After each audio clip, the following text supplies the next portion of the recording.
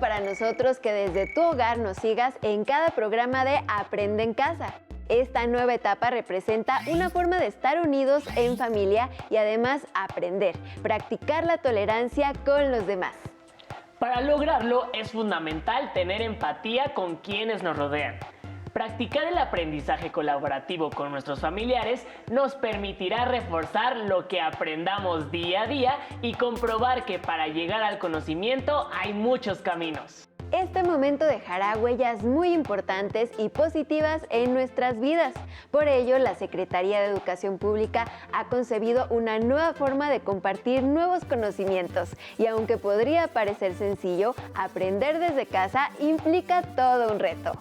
Así que preparen su carpeta de experiencias con cada clase, pues de regreso a la escuela servirá para su evaluación, además de que podrán compartirlas con sus compañeras y compañeros. Algo que debemos tomar en cuenta es que para estar sano es recomendable estar activo y en nuestro Aprende en Casa encontrarás algunas recomendaciones de pausas activas. Con las cápsulas de Suma Minutos fortalecerás tu salud física y mental. Nos alegra mucho ofrecerte una nueva forma de aprender. Los programas te ayudarán a crecer y fortalecerán tu aprendizaje, para que cuando retornes a la escuela estés preparada y preparado para retomar la vida cotidiana. Ten a la mano tus materiales. ¡Comenzamos! En esta ocasión te proponemos viajar en el tiempo hasta llegar al Siglo de Oro en España. ¿Cómo te imaginas que era la vida en aquella época? ¿Te gustaría saberlo? Seguro, era una época interesante.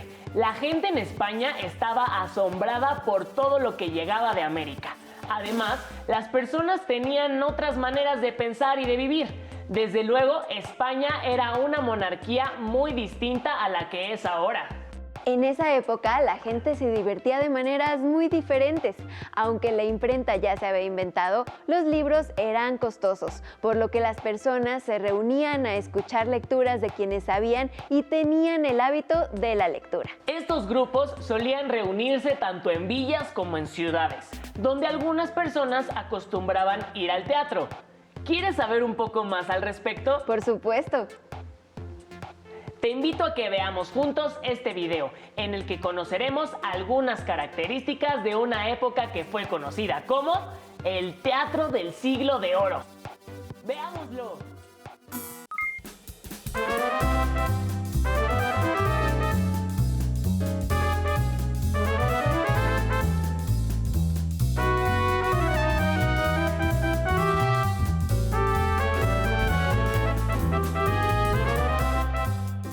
Programa 38. La vida y sueño. En este programa mostraremos las principales características de los siglos de oro y del teatro barroco y una obra representativa del periodo, La vida y sueño. ¿Qué es la vida? Una ilusión, una sombra, una ficción. Y el mayor bien es pequeño, que toda la vida es sueño. En este programa conoceremos algunas características de uno de los géneros más importantes del llamado Siglo de Oro de la literatura española, el teatro barroco. Don Pedro Calderón de la Barca es uno de los representantes más importantes de este género. Los invito a conocer algunos aspectos de una de sus obras más conocidas, La vida es sueño. Aunque primero, observemos la siguiente cápsula.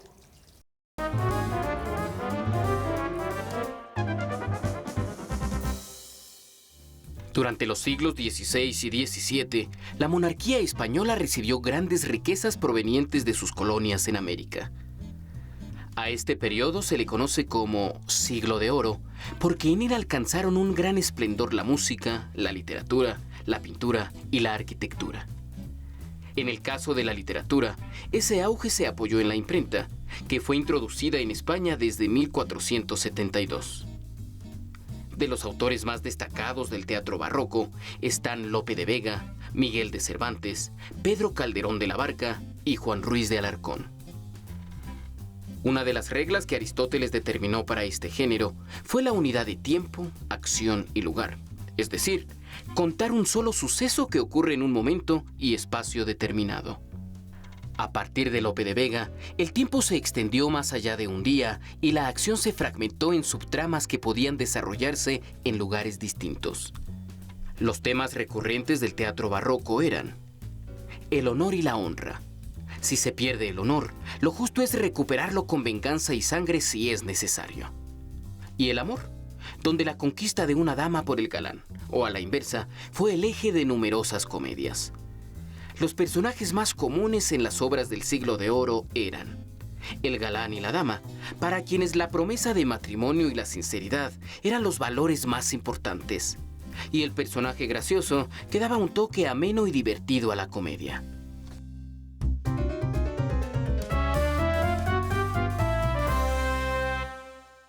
Para conocer más sobre los autores del Siglo de Oro y el contexto de esa época, hemos invitado al profesor de teatro Miguel Flores. Hola, buenos días. ¿Qué tal? Buenos días. ¿A quiénes se le consideran los principales autores de teatro del Siglo de Oro? Bueno, a los principales autores del teatro del Siglo de Oro que conocemos, los más importantes son 4, los más conocidos. Calderón de la Barca, Lope de Vega, Tirso de Molina y Juan Ruiz de Alarcón. Pero eso no quiere decir que sean los únicos. Hubo muchísimos escritores que desafortunadamente no tenemos las ediciones a la mano, pero hubo una cantidad enorme de autores de teatro, poetas que vivieron en el Siglo de Oro español, ese Siglo de Oro que entendemos que inició en 1492 y que terminó con la muerte de Calderón de la Barca en 1681. O sea que en principio deberíamos hablar de los siglos de oro y no del Siglo de Oro, ¿no?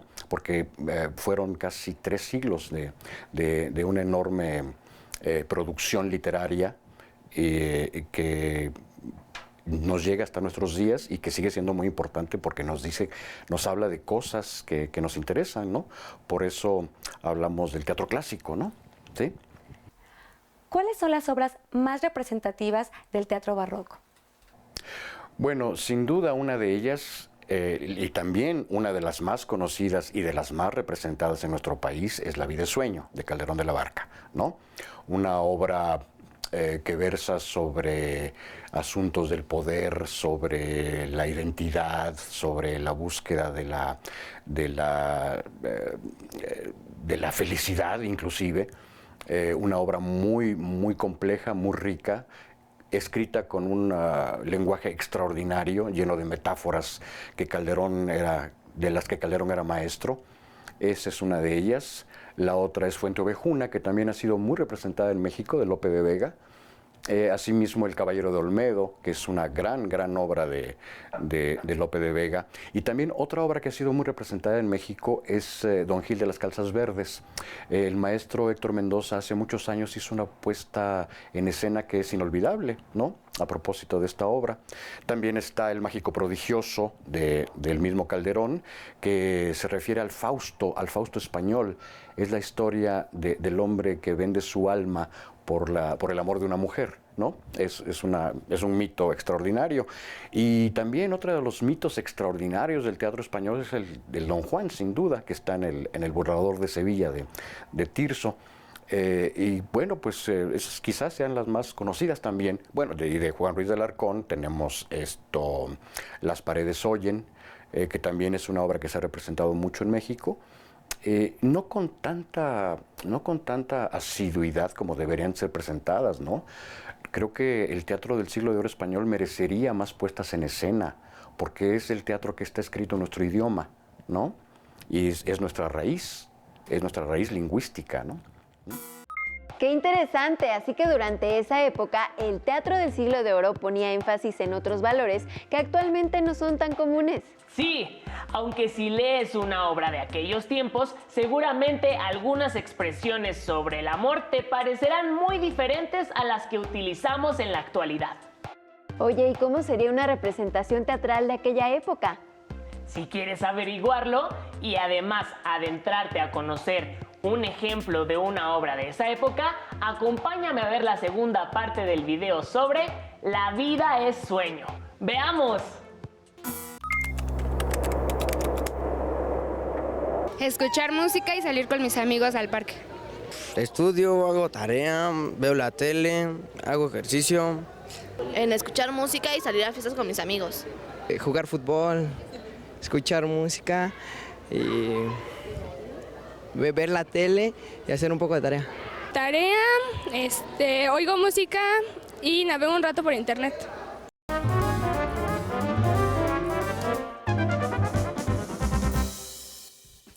Tratemos de imaginar cómo eran las ciudades de los siglos XVI y XVII en España y cuáles eran las diversiones más populares.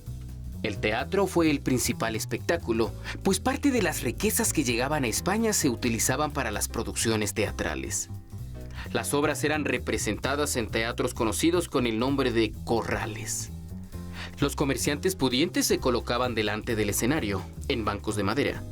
Los de clase media, conocidos con el nombre de mosqueteros, detrás de ellos, de pie. Las autoridades y las mujeres se acomodan en la cazuela, una especie de gran palco situado sobre la puerta de entrada, mientras que los nobles y los ricos alquilaban, para sus familias, los aposentos en las fachadas laterales. El Corral del Príncipe, en la Plaza de Santa Ana, era el teatro más conocido en esos tiempos. Cuando la obra gustaba, los espectadores aplaudían ruidosamente, algunas veces sobornados por los mismos autores de las obras. Si la obra no gustaba, los mosqueteros lanzaban gritos y silbidos, llegando incluso a arrojar huevos, frutas y verduras en mal estado.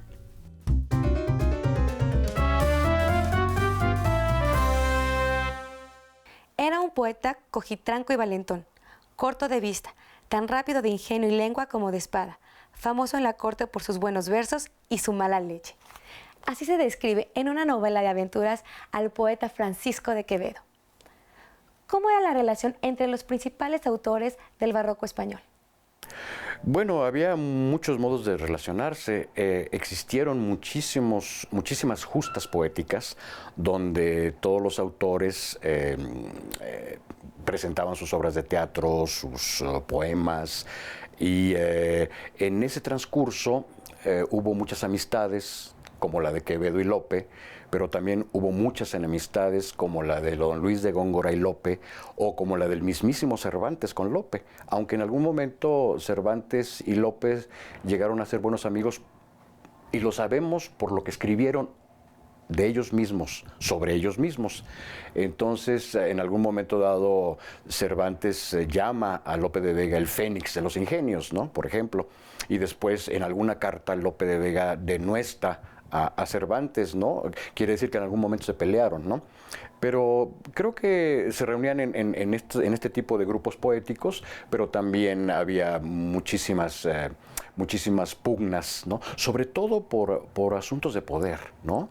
Porque había necesidad de estar más cerca de la corte algunas veces y algunos podían, otros no, pero entonces quien más categoría poética tenía lo podía lograr.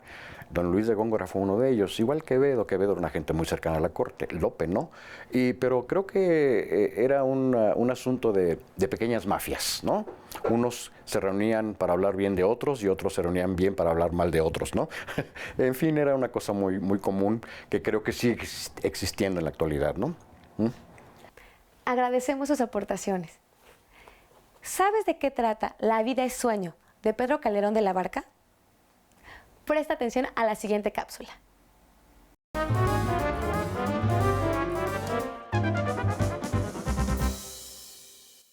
La vida es sueño trata de la desafortunada vida del joven Segismundo, un príncipe de Polonia que ha permanecido encerrado toda su vida en un castillo, debido a que su padre, Basilio, cree que lo destronará.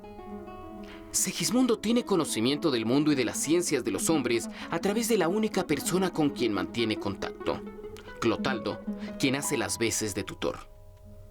Después de un tiempo, su padre, el rey, decide ponerlo a prueba para saber si será un buen mandatario o si, por el contrario, se cumplirá lo marcado en las estrellas y se convertirá en un tirano que humillará a su padre. Narcotizado, Segismundo es trasladado a palacio. Al despertar, rodeado de los lujos y atenciones del Palacio Real, se sorprende y llega a pensar que todo se trata de un sueño. Cuando Segismundo se entera de que es el príncipe heredero a la corona de Polonia, su comportamiento es ruin y violento, por lo que el rey Basilio lo envía de nuevo a su prisión. El pueblo, al saber que su príncipe se halla prisionero, se rebela contra el rey y libera a Segismundo, al que consideran heredero legítimo del trono. En libertad, Segismundo da muestras de una gran sabiduría que sorprende y conmueve al rey, quien le cede la corona cumpliendo las profecías de una manera inesperada. Segismundo se convierte en un rey respetuoso de la ley, sabio y generoso. ¿Alguna vez tuvieron un sueño que pensaron que era real? ¿Qué hacen para distinguir si están en la vida real o si lo que viven es parte de un sueño? Los invito a leer La vida es sueño, de Pedro Calderón de la Barca. La pasarán muy bien con la vida y los sueños del joven príncipe Segismundo. ¿Qué te pareció lo que aprendimos en el video? Recuerda que todos los conocimientos deben ser consolidados y hay muchas formas sencillas para lograrlo. Lo importante es que una vez que se aprende algo, hay que reforzarlo. Puedes hacerlo también conversando con tu familia al terminar cada programa. De esta manera enriqueces tu carpeta de experiencias, que será la base de tu evaluación cuando regreses a la escuela. Creo que estas preguntas también podrían ayudarte a reflexionar. Por ejemplo, ¿qué tanto sabías de lo que se vio en la sesión? ¿Por qué es importante conocerlo? ¿Cómo podrías profundizar en el tema y compartir tu investigación? ¿Qué dudas te despertó? La vida es sueño. Es una de las obras más famosas, no solo del Siglo de Oro, sino de la literatura universal, pues aborda dos temas muy interesantes que pueden resumirse en estas preguntas. ¿Somos realmente libres o ya tenemos un destino trazado? ¿Y cómo podemos reconocer la diferencia entre los sueños y la realidad? Claro, son temas que aparecen en películas de nuestra época, en canciones, incluso en videojuegos y series de televisión, que desde la expresión artística del teatro abordan esas preguntas. Para que puedas profundizar sobre lo que acabas de conocer y aprender más sobre el teatro del Siglo de Oro y la vida es sueño, te dejamos algunas cuestiones más que seguramente te ayudarán a profundizar en el tema. ¿Alguna vez has tenido un sueño que sentiste real? ¿Qué significa para ti cuando Segismundo responde que la vida es una ilusión, una sombra, una ficción? ¿Crees que Segismundo hubiera sido un buen rey si no hubiera estado prisionero en el castillo? ¿Por qué? ¿Crees que el padre de Segismundo hizo bien o mal al tenerlo como prisionero? La vida es sueño es una de las grandes obras del Siglo de Oro. En el video se mencionaron otras como El burlador de Sevilla, Las paredes oyen, Don Gil de las calzas verdes o Fuente Ovejuna. Un consejo para leer estas obras es poner atención en las palabras que han cambiado de significado con el paso del tiempo. Un buen diccionario te ayudará a entender varios de los chistes y enredos, así como las situaciones dramáticas o tristes con las que las personas se entretenían en otras épocas. Asimismo, te recomendamos consultar tu libro de texto y buscar el contenido relacionado a lo que viste en este programa. Y así puedas conocer más sobre la época, las obras y la lengua del Siglo de Oro. También puedes escribir tus dudas para consultarlas cuando regreses a clase con tu docente o incluso con alguien de tu familia. Tal vez sientas que la información es extensa, pero recuerda que la paciencia y compartir tus conocimientos con alguien más fortalece todo lo que aprendas. Será un gusto que muy pronto nos vuelvas a sintonizar para un programa más que te permitirá aprender desde casa. ¡Hasta pronto!